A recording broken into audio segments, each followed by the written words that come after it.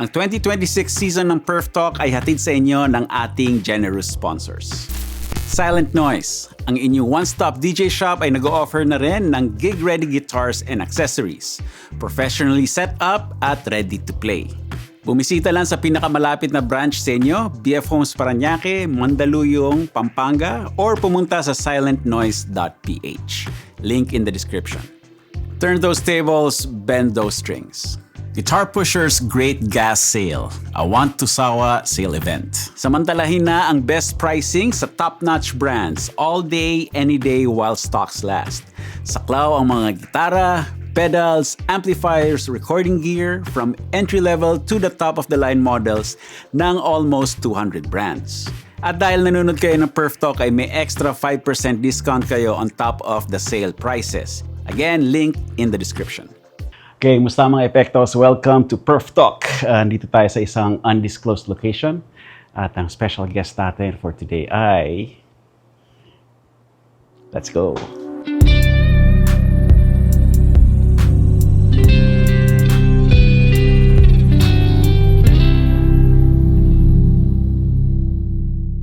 Okay, ladies and gentlemen, please welcome to Perf Talk, Ellie Buendia. Yes!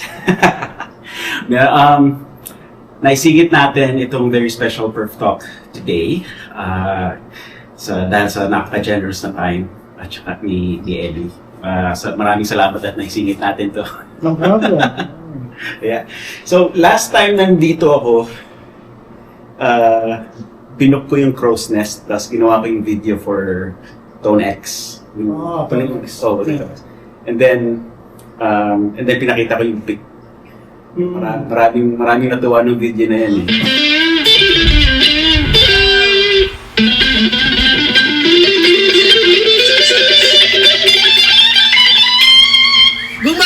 Gumaling si Ellie sa pic!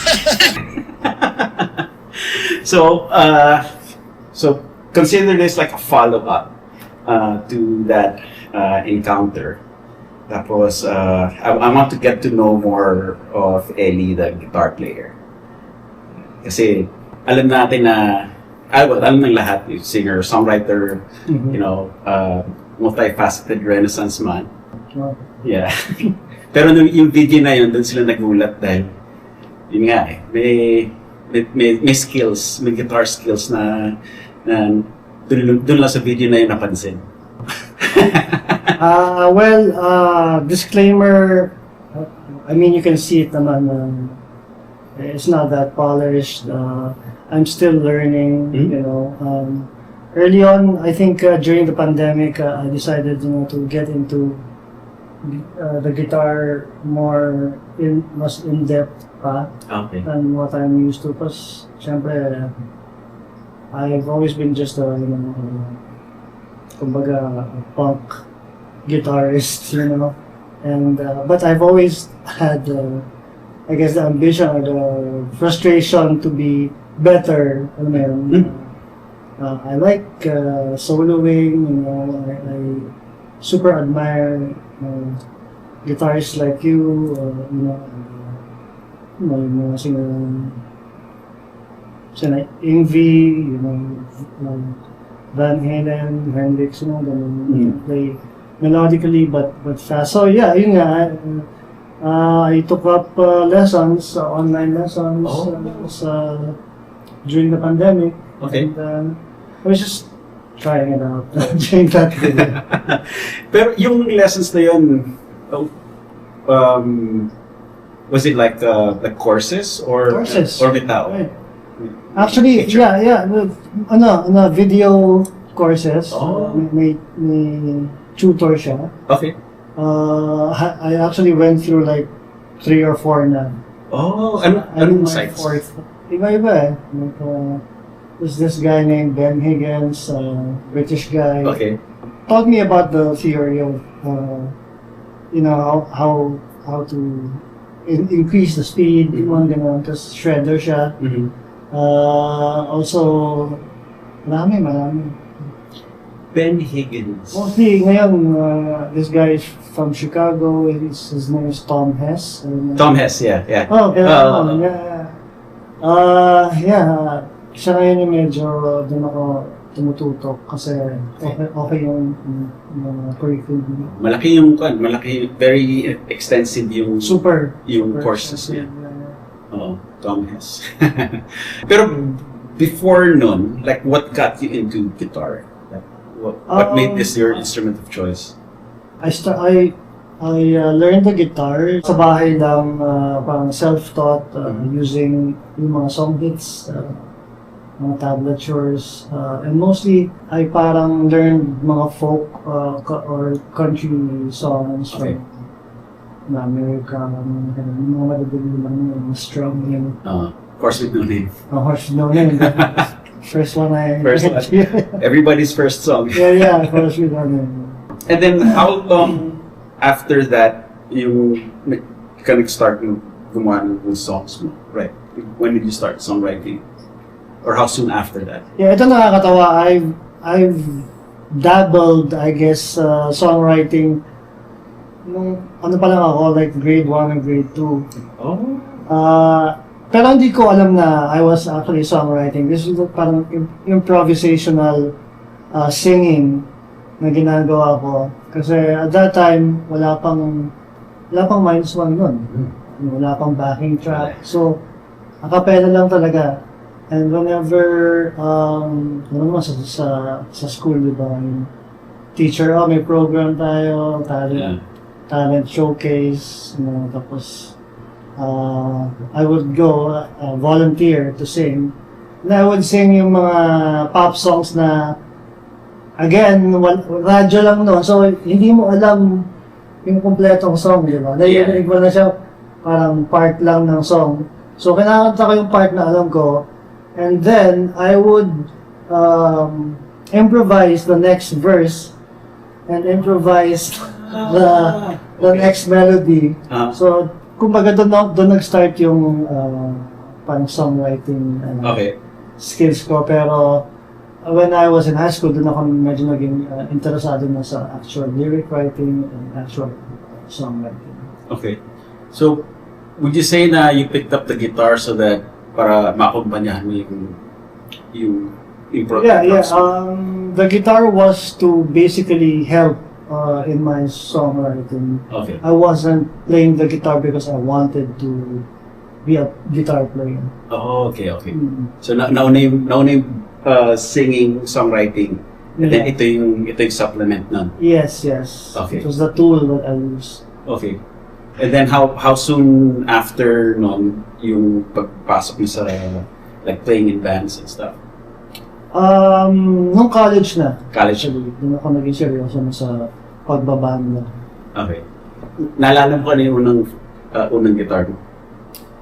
Unang guitar ko was Les Paul, Gibson Les Paul na syempre fake. Ang galing nabili ko sa Raon for 500 pesos. Yeah. So Les Paul, may amp din? Or wala ring pedals. At that time when the E-heads were just parang young pa, we just borrowed pedals. Oh. So yung Les Paul para sa E-heads na yun? Oh, E-heads na yun. Oh, okay. Nag-start kami tumugtog sa campus mga 89, 90, gano'n. Okay. So for the whole time, yung gitara na yun ang ginamit ko up until na discover kami ng BMG. Okay. Now, during that time, ano yung napipicture mo ng guitar song? Personal guitar song? Or ano yung hinahabol mo with the borrowed gear? Or yung kung ano man yung backline? I just wanted a bit of distortion, and that was it. Punk rock nga eh. Punk rock na. Meron ka ng pinipeg nun? Like, parang style Steve Jones distortion or style? I like the distortion of yung Ramones. The Ramones. Oh, makapal. Makapal. Okay. Fast forward. So, we all know what happened next. Mm-hmm. Yeah. After the punk rock thing, ano na yung nag-catch sa pandinig mo? na iba mo na mga ipupursue or ibang rabbit hole na? Yeah, after that, strumming the guitar is nice and all, but again, I had the ambition to be parang better at everything I did. So, natural, napadpad ako dun sa blues style playing, Okay. which was prevalent at that time, in the 90s. Yeah. So, I got into Juan de la Cruz and Hendrix, yung mga ganun. So, bluesy na talaga yung, even the songwriting took a bluesy turn na. Yeah. Mm. Pansin ko yan kasi like the first record ng E-Heads, like ganun yung strum or Kaskas lang. kaskas, di ba? Tapos eventually pumapasok na yung mga riffs. Oo. May mga riffs na for each song, so riff-based. And then from there, blues, nag-jumajam ka ba nun? Like, manonood ka ng blues band? Yeah, Mas makikita. na-appreciate ko talaga yung blues players na, which was why early on, sobrang naging fan ako ng Nitoy, ng Jun Lupito. So, the whole band actually, E-Heads, were big fans ng mga blues players. Nice. Okay. And then, post E-Heads, ano na yung listening mo na? Post E-Heads, I went back to mga new romantic style, mga jangly, Okay. Johnny Marr Okay. style, because yun din yung kinalakihan ko nung high school. Mhm. Doon ako nagka-interest sa mga banda because of those bands and those guitar players. So, tinanggal ko na yung blues element sa songwriting also. Okay. Kaya nagkaroon ng Mongols, nagkaroon ng Pupil. Mas new wavy. Okay. Meron bang particular gear or pedal na nag-push sa'yo sa ganung direction? Or helped you in that direction? Naging naging reverb na and delays and mga modulation effects na ang na-focus ako doon. Naalala mo kung anong particular? Well, favorite ko yung syempre delay ng boss. Okay. DD3. DD3. DD3, tsaka mga chorus. Puro boss talaga yung effects ko. I see. Parang, Actually, hanggang ngayon. tsaka yung sa Sa LA. show, Sa sa LA show. din. Ito pa rin ba yan? Yan pa rin yan. Okay. Sige, mamaya konti, tutingtingin natin yan. Sige. Nung early 90s, ganun talaga, no? Parang anti-modulation, anti-chorus, lahat. And then that's that. Nagkakwentuhan kami ni Francis Reyes no early 1994.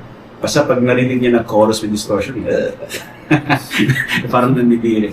Parang tag ito, siguro rebelling against the latter part of the 80s yung so na new wave, di ba? Natry ko rin yung chorus with distortion. Na-try mo dati o binalikan mo na? Na-try ko na. Na-try mo lang? Pero I decided na it's too Dated? too dated. Yes. It sounds like too much 80s. Chorus before or after distortion? After. Okay. Yun yung 80s. Yun yung 80s. Oo. Kasi yung chorus before distortion, Talaga? mas lamang yung tunog ng distortion kaysa sa... Wow! I didn't know that. Oo. Kasi kung isipin mo sila Van Halen, Yeah? ang distortion nila sa amp. So lahat ng pedals nasa before distortion. Before the distortion? Yes. So yung Wow! flanger, phaser, chorus, lahat before. Kaya pagpapakinggan mo yung early Van Halen, kahit may chorus, flanger, phaser, parang hindi 80s. Kasi pag after distortion yung chorus, pinababait niya yung distortion. I see. So yun na yung wiry na yung new wave era. Yeah. Kasi pumasok na rin yung sa rock era. So pagka-record ng distorted guitar, yung chorus nasa mixing board. Damn, I have to change my settings now. Paglaro mo lang. Makikita mo mas... So distortion last Before delay. Before the delay. I mean, before the modulation. Yeah. So modulation, And then distortion, and then delay. Try mo lang. Kasi iba-ibang camps yun eh. Some like it na mas malinis yung chorus nila kaysa distortion. So they put it after. Tapos iba naman, mas priority nila yung distortion. Nilalagay nila before. Yun nga. And then meron ding iba na yun na yung mga parallel routing. Wet, dry, wet. Yeah. Yeah, so wet, dry, wet is basically yung distortion mo nasa isang linya. And then, i-split mo yung signal mo after the distortion. Tapos nandun yung chorus and delay it or all that. Para... Wala ako naintindihan. Sinasabi mo. Okay. Hindi. Kumbaga sa mixer, nasa send. Nasa send na siya. Oo, nakasend yung chorus. Nakasend yung chorus. Okay. Yeah. Yeah, ganun. When you're ready for new pedal day, use discount code GCPerf10 at gcrockboard.com to get 10% off your entire order. You can use the code multiple times and there is no expiration date. Enjoy. So, post-E-Heads, Mongols era, ano na yung pinepek mo na distortion sound na? Ganun pa rin, heavy pa rin. Heavy pa rin. The heavier the better, more on mga shoegaze. Okay. Bloody Valentine. Gumamit ka nun ng fuzz nun? Or... Ay, oo. Okay. Yeah, actually, I started using the fuzz pupil. Kasi I've always admired the sound of pumpkins, smashing pumpkins. Parang hindi ko na-notice na ibang distortion pala ginagamit ko. I didn't notice it was a fuzz that he used. So, tinanay ko yun and nagustuhan ko. Naalala mo yung fuzz? Yung electro-harmonics. Big Muff? Big Muff. Okay. Noong time na yun, hindi ko maintindihan ng fuzz. Kasi nakasubo ako ng fuzz. And then, sa simula, okay ito, mabigat. Bigat. Malaki yung tunog. And then, kaya lang, pag nag-lead ako, parang yung namamatay na battery, dati, spattery. So maganda siya pang riff talaga. Big open chords. Recently ko lang naintindihan kung paano gamitin yung fuzz sa purposes ko. Like sila Eric Johnson, Hendrix. Again, ang distortion nila sa amp. So yung fuzz nila before the distortion, before the distorted amp. Before the distortion, may fuzz pa sila. So pati si Eric Johnson? So yung fuzz face niya nakasaksak papasok sa Marshall. So which is the Hendrix treatment. So ginagamit nilang boost yung fuzz. And then dahil ganun yung circuit ng dahil ganun yung circuit ng fuzz, meron ding mataba na kumakanta na parang violin tone. Yun yung kaya nakukuha ni Eric Johnson.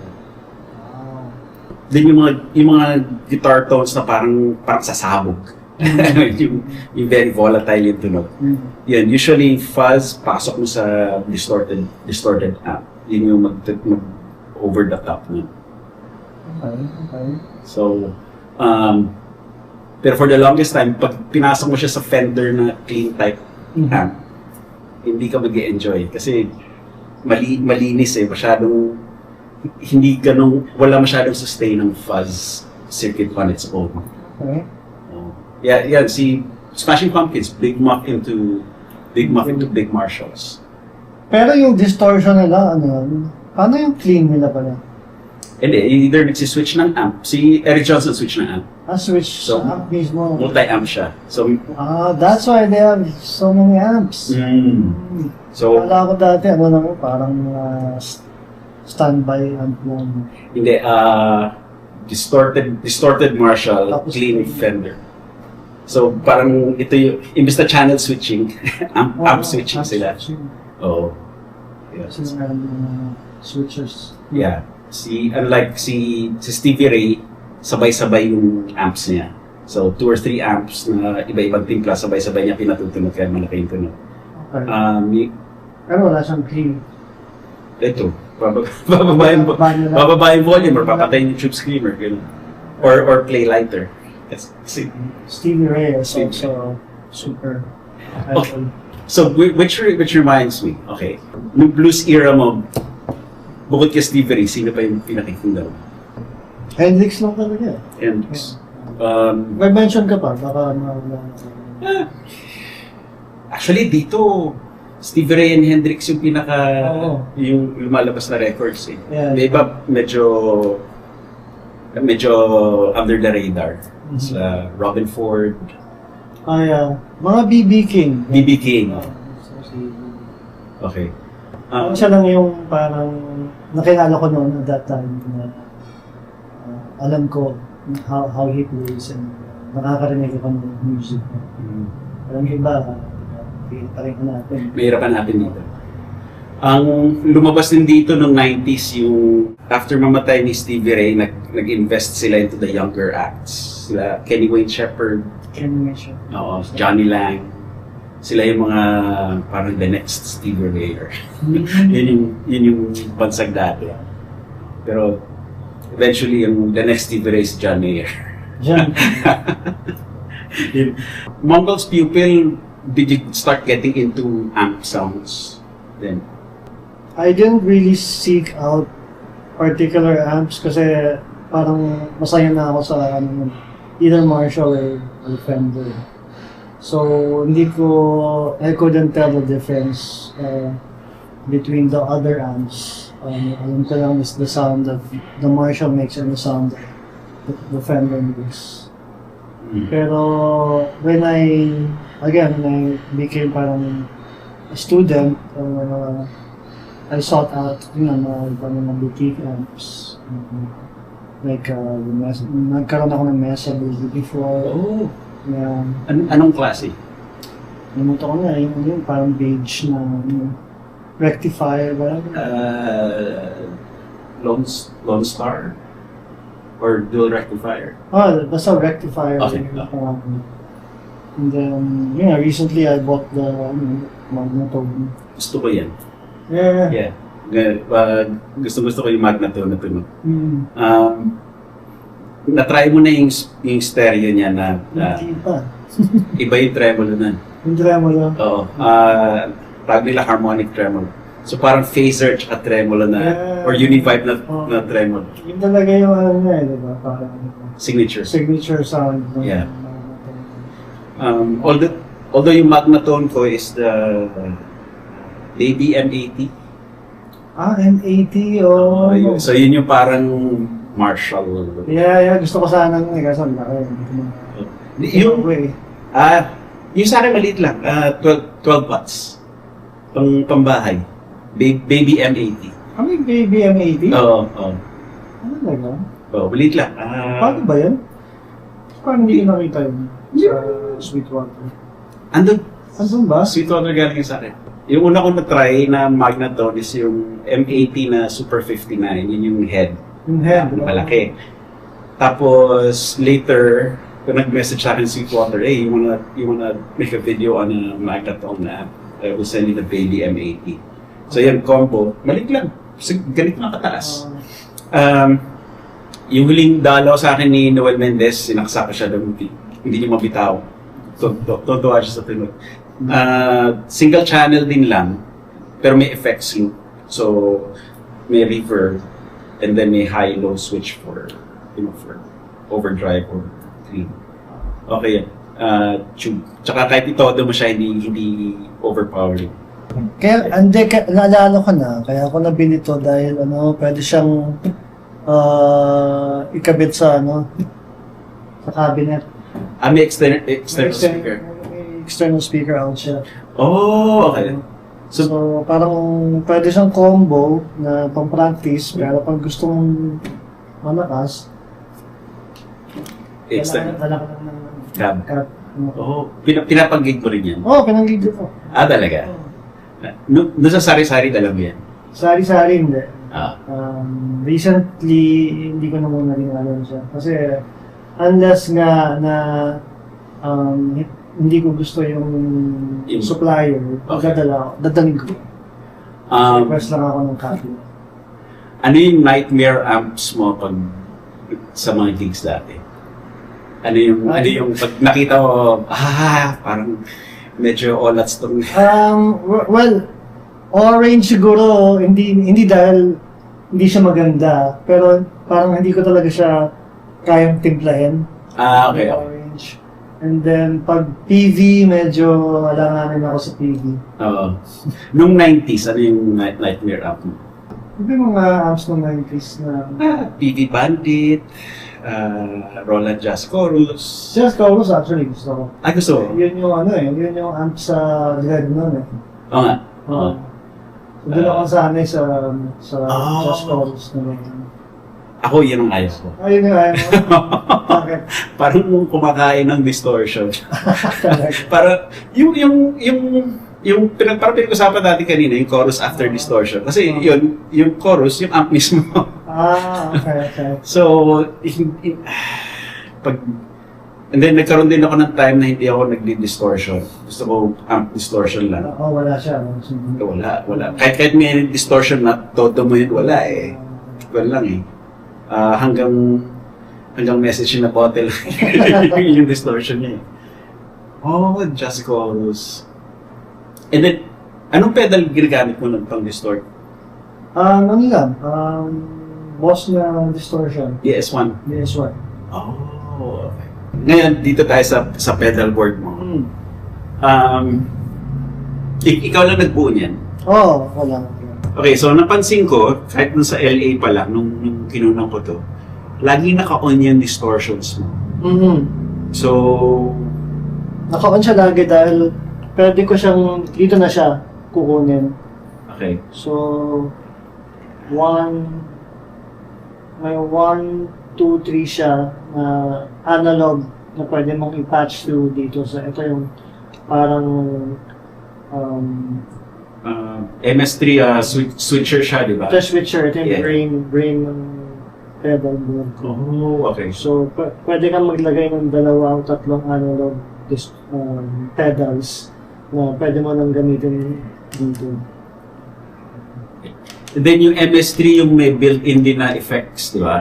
May built-in din siya. So, So- ginagamit ko lang siya for, mga delay, modulation, effects.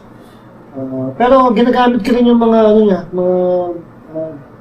presets ng mga distortion niya. Like ito, may lead siya na maganda na ginagamit ko. So, mostly ito for rhythm. Tapos ito din for rhythm ginagamit ko. Tig-isa silang spot sa... Tig-isa sila. Okay. So, pwede ko silang i-select pareho to here. Line 1. Line 1 is the ano ba to yung expression. Expression, okay. Line 1 and line 2 ito yung distortion. Line 3 is ito parang crunch. Nice. And then, pwede mo ring ibahin yung order niyan, di ba? Pwede siya, oo. Kaya nga, tinake note ko na yung sinabi mo distortion last. Pwede kong ipalit-palit yan seekers. And then, ano yung puting pedal? Ito, booster. Booster lang to. Pag halimbawa, nabitin ako. Sa pang-level boost? Level boost lang. So after ng MS3? After ng MS3. Okay, clean boost lang. Oh. And then, yung patch na yun, yung maraming cable. Ito? Yan. Ito yung para nga sa expression pedal. So I can switch between, ito, pag nandito siya, volume. Okay. Pag dito, yung mga pitch bend. Okay. Awa. Okay. So, yun. Pero daming cables na nakakabit. Oo nga eh. Medyo complicated siya Enough ko yata. Kasi yun nga, nalimutan ko lang nga ito eh. Basta nakakabit siya lahat dito sa MSD din. I see. It's junction box. Okay. And then, yung saksakan yung ins and outs nasa taas ng board, by yung mga ins and outs ng pedal board. So, yung gitara doon, Dito, yeah. Isa pa. Oo. Alin, tapos dalawang. So far, wala kang ginagamit na amp modeling cabinet or cabinet sim? Wala. Pero, pag live, gumagamit ako ng extra pedal yung Green Verb ng UAD. Okay. Recently Green Verb. Ginamit yun. Not for the amp sound, but para sa ko, IAMs ko. Oh! Kasi, nabibitan ako sa tunog ng gitara ko. Right. Sa in-ear. Okay. So, sabi nung guitar tech ko, try ko daw bumili ng mag-improve naman. Okay. Yeah, so parang mag-a-act yun as like yung virtual twin reverb mo para Yes. sa ears. Para sa ears lang. Tapos nakapatch yun sa in-ear rig. Sa in-ear siya nakapatch. Okay. Nice. And then yung amp mo sa stage, yung pa rin yung naka-mic na pumupunta sa Yung parang, house. Okay. Parinig ng Ethan, ano yung mga usual na go-to sounds mo? yung go-to ko na distortion for almost all the songs. Ito siya yung analog DS2. DS2. Okay. So, for yung mga rock songs. Tapos, pag nagsusolo naman ako, so, pwede mo siyang, pag prines mo to, may isa pang pedal na mag-on. Oh. Phaser siya. Tapos kung gusto ko more control, pag prines mo tong manual, lalabas yung apat na Stomp box. stomp box. Yeah. So merong additional na pedals na pwede kong galawin. Like yung flange. Tapos yung wah. Delay. Meron siya.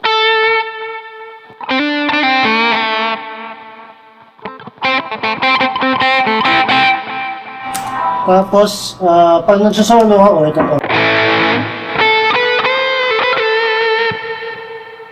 So, yun yung basic setup. Tapos, depende na lang sa mga songs. Like, for example, sa Alapaap,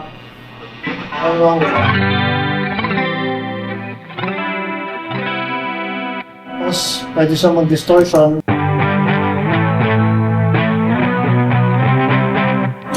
Yung overdrive yun or yung Overdrive yun. Okay. Ano to? Sa MS3 to. Oh, okay. Yeah. Okay. So walang external Hindi pedals. siya masyadong, yung overdrive is, dito yung analog.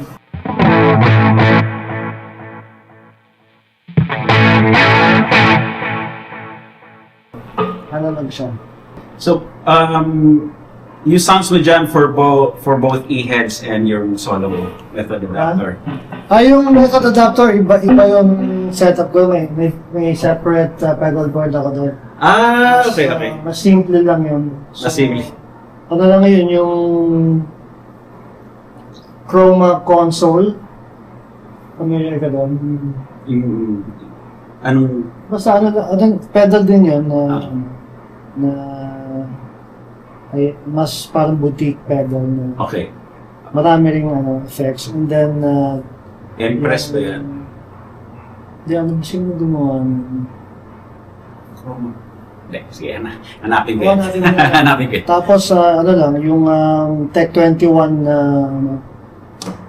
fly rig. Fly rig. Oh! Yun Tas lang. mas simple yung dalawa. Simple lang. Ano yung sounds na binibigay sa'yo ng Chroma console na wala? Marami. Usually mga psychedelic effects. Na wala, di mo pwedeng magawa dito. Okay. Okay. So, nag-perf talk din kami ni Jerome eh. Oo nga. Ito, 2 weeks ago. Tapos nga, meron siyang sinet dun sa effects niya eh. Parang nagkaroon ng Reagan. Nangariga? Oo, talaga. Basta parang, alam yung Steve Stevens dati, yung Billy Idol. Ganon. Yun. Meron siyang ganon. Meron siyang ganon Pedal sa pedal niya. Parang sinet, ewan ko pa. Nakalimutan ko tanongin ko anong effect yan eh. Pero, Yung nilabas niya yun sa huling job namin. Noise na lang. Nice. Okay, so starting from the Les Paul sa E-Heads, paano yung naging progression sa taste mo in guitars since then? I guess, medyo nakakahiyang aminin, pero I still go for the aesthetic. Okay. more on the sound. Well, not now, obviously. Pero nung time na yon, parang, ang ganda ng shape nito ng Les Paul. And then, nakita ko yung Fender Telecaster. Sabi ko, wow, ang ganda ng shape. So, parang, okay to. So, yun ang una kong binili. Medyo pang-pro na guitar. A Fender Telecaster. Hindi, parang ganito rin yung kulay. Parang Butterscotch din. that was my first big guitar purchase talaga. Okay. After the tele, nag-strat ka din, di ba? Oo, nag-strat din ako late into the 90s na.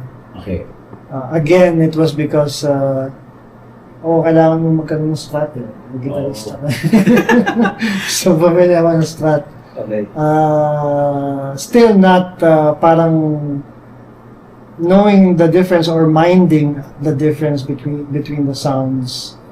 And then, syempre, as I progressed recording, doon ko na notice yung what a guitar does for a song.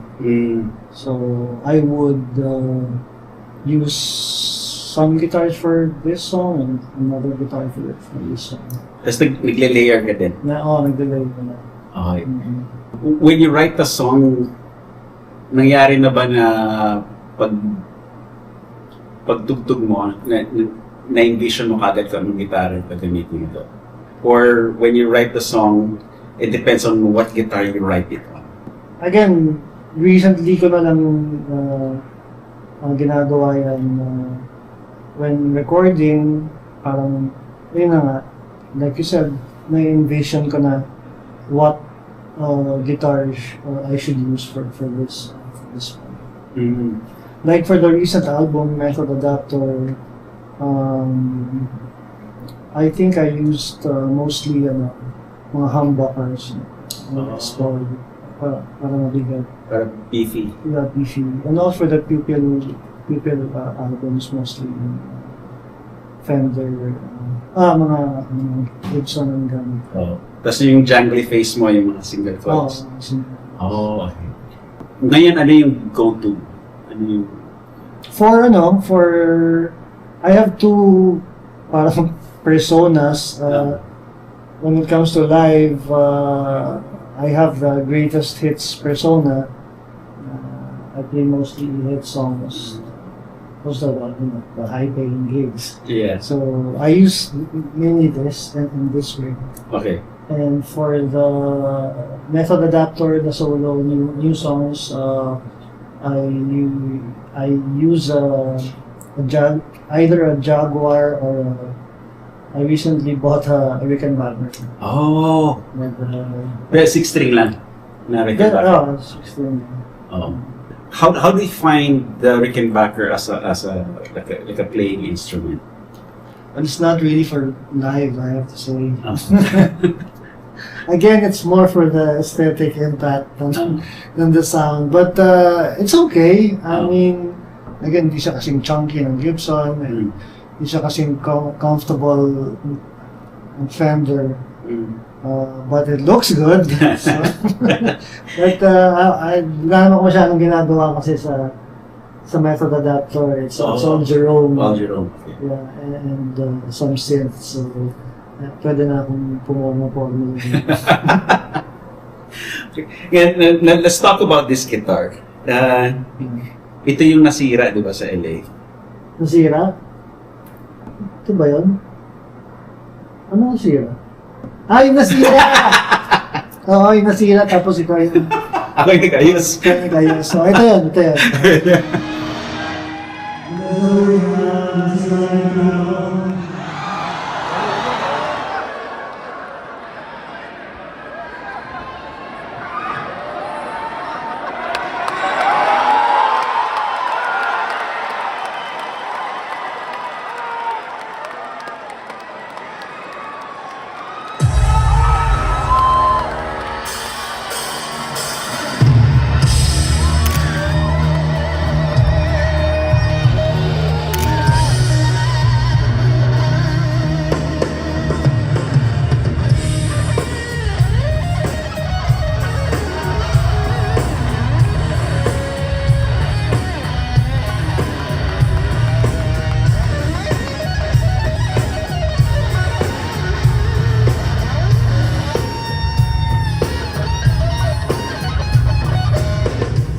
Okay, ikwento nga natin kasi marami naguguluhan kung ano nangyari. Oo.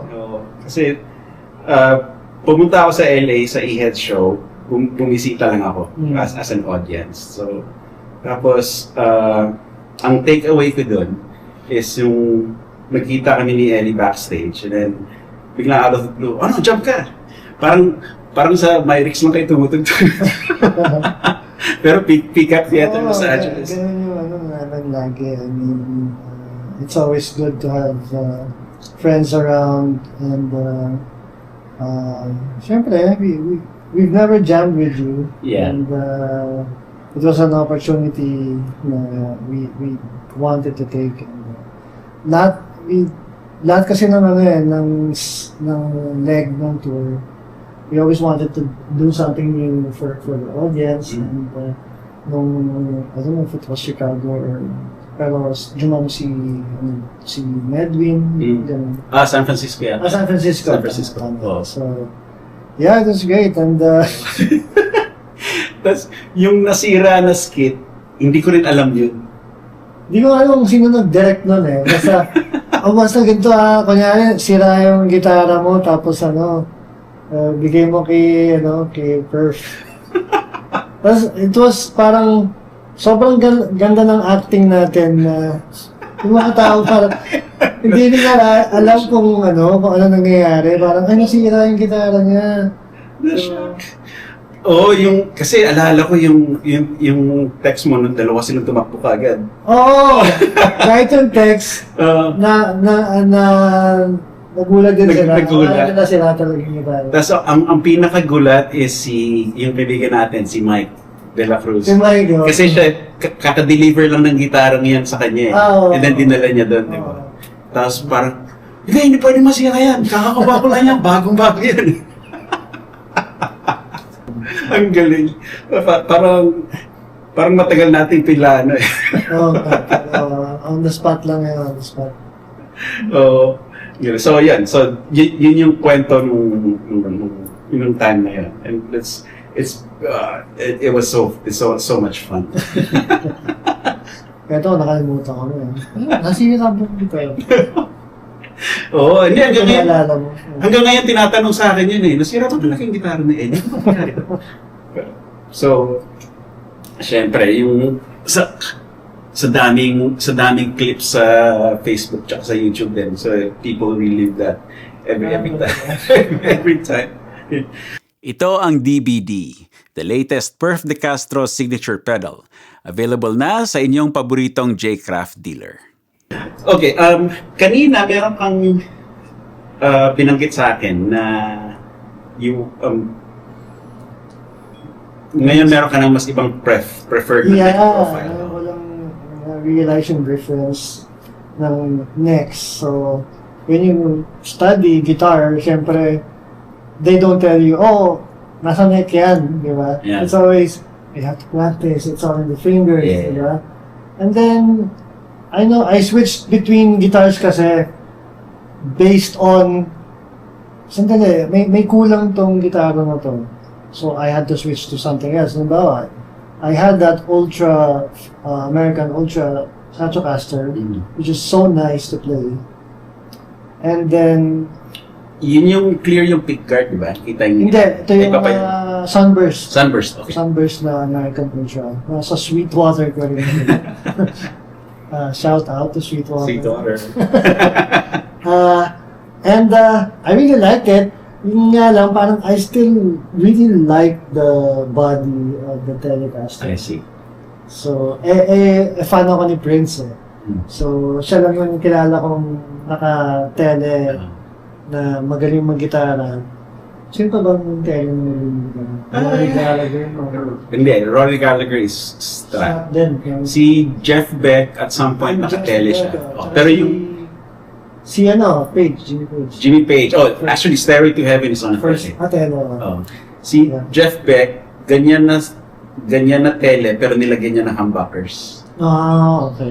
So sa kanya nagsimula yung ganung setup. Yung mga bago sila Richie Cox tele niya. Johnny Greenwood.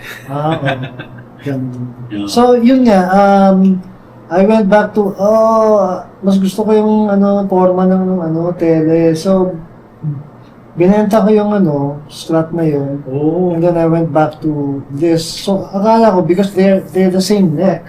Yeah. Like C neck. Si siya. profile. Oo, C profile. Akala ko, same lang yung playability niya. Okay. And during the course of a few shows, nung realize ko na yun, parang mas mahirap mag-bend, it's not as fast as the tele, as the Strat. So, I might try ko munang bumili ng parang neck Neck lang. Okay. from this company called War. Warmoth? Yeah, Warmoth. Yeah. Apparently, they sell parang Strat style na pwede mong ikabit sa tele. Pero sa tele. Yung radius, mga 10 to 14 inches yata. Oh, compound radius. Yeah, oo. Kasi yun yung parang, di ba? Yung flatness, yung... Yeah, flat dito sa taas, tapos Oo, medyo yung round. flatness yung magde-determine kung gaano kakabilis mo Yes. dito sa taas Ngayon ko na-realize yun And they don't tell you, like, I went to 4 guitar teachers and they don't tell you na, it's the neck. Yeah. Kasi dito sa atin, like when I was growing up, ang importante is yung skill. Yeah. Nabanggit mo, di ba? And then yung immortal saying na nasa Indian yung nasa pana. Diba? So you agree with that Oo. sometimes it's yung Indian pag binigyan mo ng compound bow mas asintado. Di ba? tama yun. Oh, so at a certain point kasi when you develop enough skills to be able to play for other people, Right. you can play anything. Mhm. Diba? The question now become it's no longer being able to play any guitar. Mhm. The question now becomes ano yung pinaka mag-enjoy kang tugtugin, Yeah. and then ano yung hindi ka mag-worry. Right. Kasi I can play on an old beat up cheap guitar. But only to a point, right? Only to a point, at saka yung ginagawa ko nun, ang ginagawa ko, binibasic yung gitara. Oo. Hindi ako tumutugtog for the people. Tumutugtog ako to survive. To survive. Yeah, di ba? Para pag binend ka to, aabot ba yung bend, or mapuputol ba yung string, or kakalas ba to, di ba? So you have to be parang masyado ka na maraming iniisip na hindi ka na tumutugtog. Right. Binibaby mo lang. Oo. But if you have a very Ganun yung feeling ko dito. Okay. Oo. Compared to the American Ultra Strat. Yun. So, yun yung difference. Kasi yan, binabantayan mo para magawa mo yung kailangan mong gawin. Yun, ginagawa mo lang. Ginagawa mo lang. Okay, di ba? So, Which is why you don't see Steve Vai playing Gibson. Yeah. Or Eric Johnson playing Strat. Or a Tele. Oo. Strat guy siya. Diba? Oo. Kasi dun sila sanay. Or they have a particular setup na gusto nila. Sa tone din. It's not that they can't play. Yeah, they can. Pero hindi yun yung voice nila. Oh. May nahanap akong video dati, si Richie Kotzen. Jumajump siya sa baked potato. Tapos ang gitara is like a 335. Nahindikan niya. Pinajump lang siya. Tapos tugtog siya. Ganda yung tugtog, magaling. Maya sabi niya, does anybody have a Telecaster? Di ba? To be honest, I used to think that was a cop-out. Yeah. Na parang, It's mo naman. It's a guitar, no? Yeah, akin naman. Not you. Tugtugin mo na yan. Oo. Diba? Pero after a while, what happened to me was na-injure ako playing a guitar with a very thin neck. Hindi ka playing guitar? Oh, dati dito sa Okay. Dicker Veins syndrome. Anong guitar yun? Classical guitar, tapos ang ginawa nung maker, masyadong manipis yung neck. Kaya lang, pinagtyagaan ko siya dahil maganda yung tunog. Hindi, okay lang to, masasanay din ako. Then later on, parang, oh no. Sobrang Parang basta namagayon dito. sa fan mo.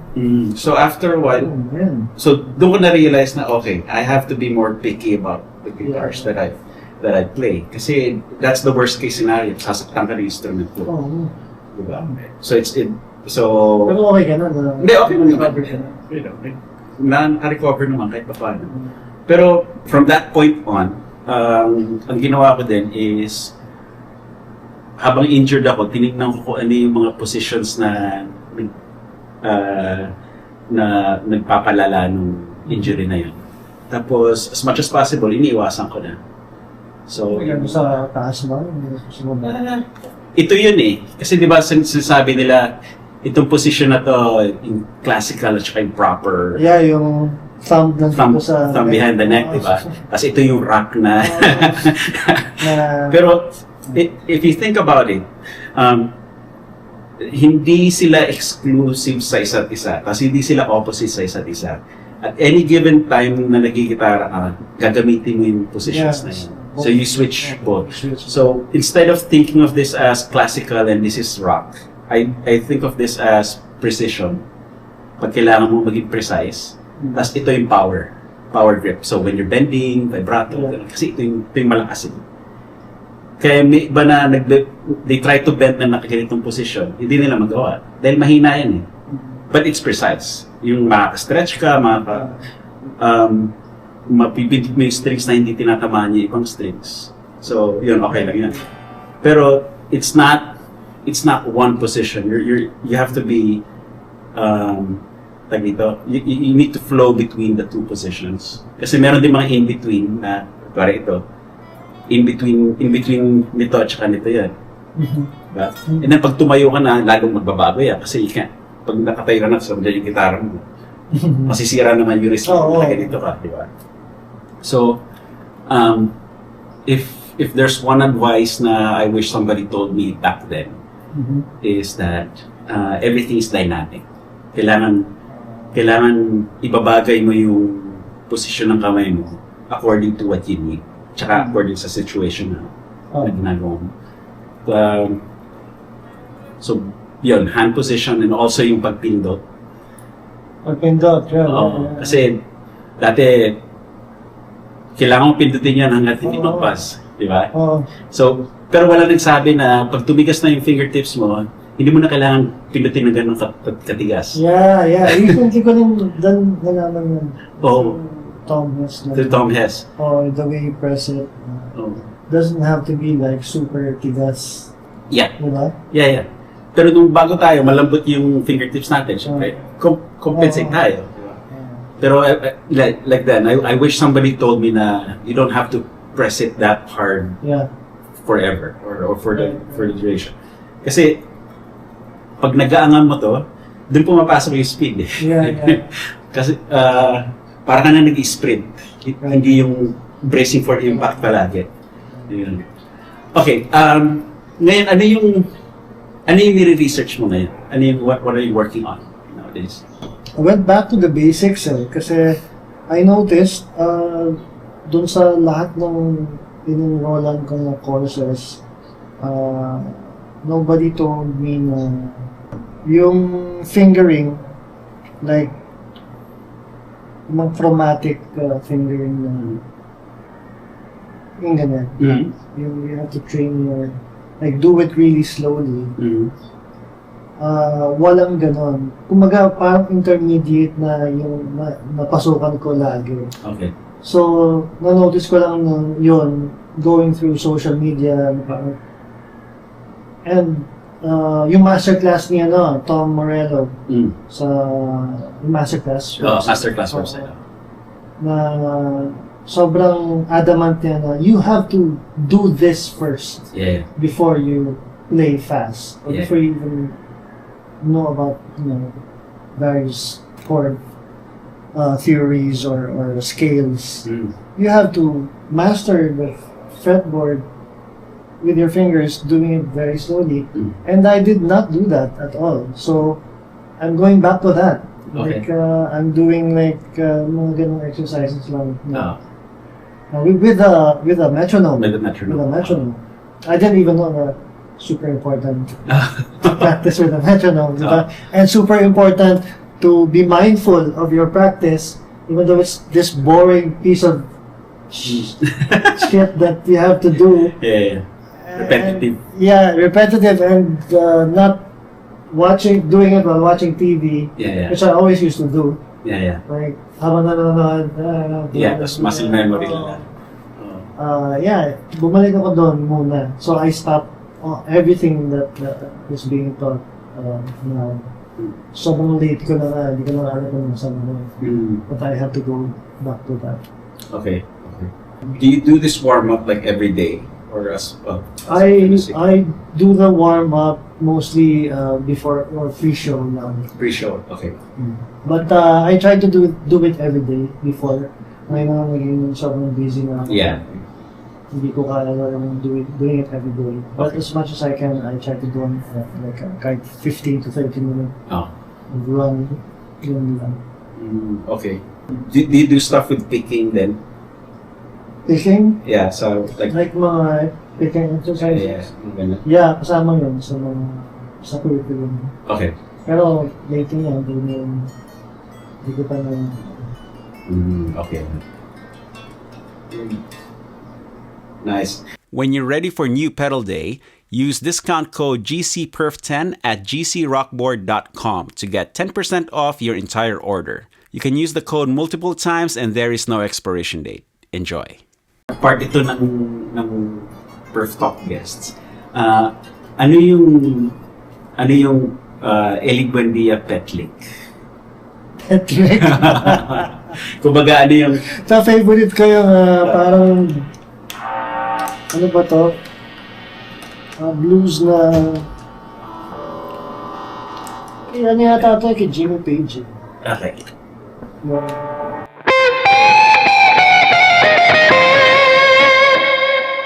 Sa... parang Whole Lotta Love.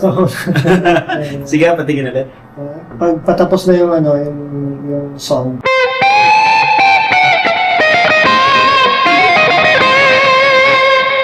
Tapos mayroon akong favorite lick ni Prince na chromatic lang na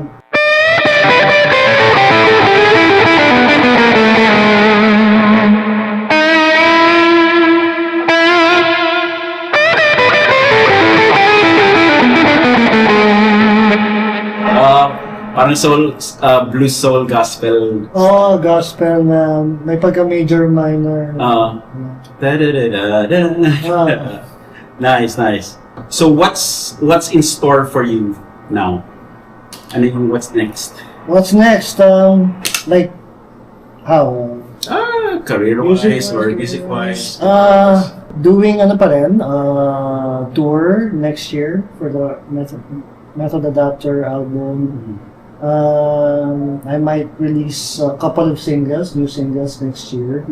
Wala mo ng album. Ano ba? New singles na after na ng album, di ba? After na ng on their own. Yun lang, busy with offshore music.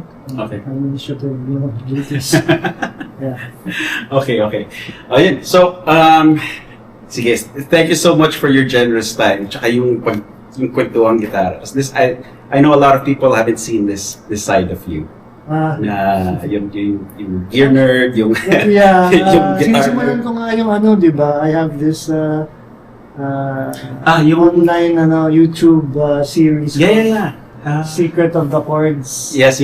I've seen a couple of those. I try to teach the beginners how to play the E-head songs or some of the new songs. Tuwing kailan lumalabas yan? Kung kung kailan lang may time na mag-shoot. Well, I'll put all the links to Ellie's stuff in the video description. So, just, you know what to do. Like, share, subscribe, follow. Para ganahan kaming gumawa ng mga videos. Tapos, okay, so I have one more thing. Kasi for this season, 2026 season, yung mga guests ko, we jam to a backing track. Wala, palitan lang ng licks. And every jam is like a different backing track every time. So ngayon, I think I have prepared something like a Parang Santana, Soul Sacrifice. Okay. Okay lang sa'yo. Yeah, I like Santana. Okay.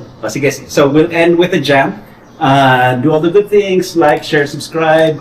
Kita-kita tayo ulit dito lang sa Paring Pekto.